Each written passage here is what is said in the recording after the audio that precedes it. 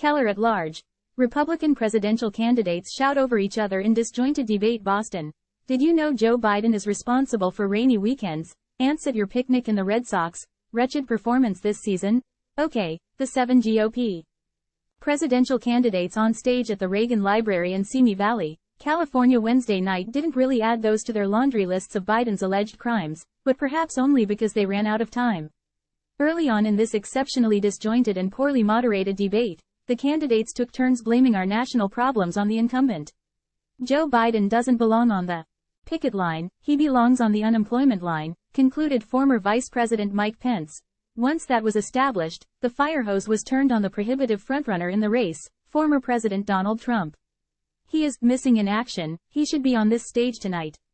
He owes it to you to defend his record where they added $7.80 trillion to the debt, said Florida Governor Ron DeSantis.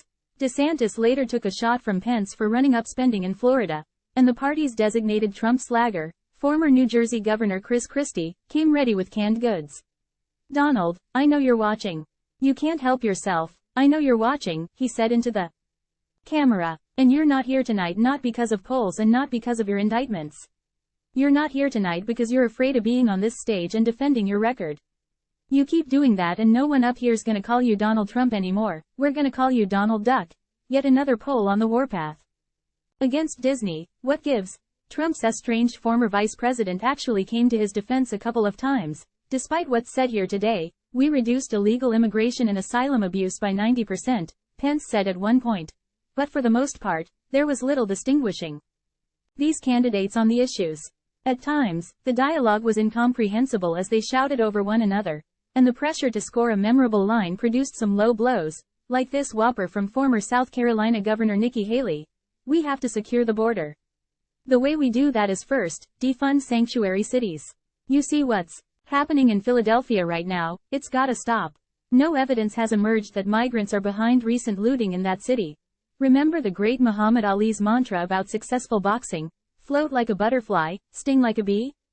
He placed just as much emphasis on avoiding punches as he did on landing them.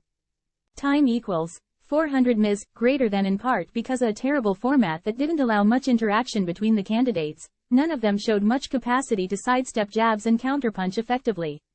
Fans of these politicians may have come away thinking their man or woman did well, but here's betting uncommitted viewers struggled to see clear differences between them, and at times strained to even hear what they were saying as they talked over each other. DeSantis kept touting his record as governor but had nothing to say when called out for overspending by Pence. Christie threw several jabs at Trump, but to what end?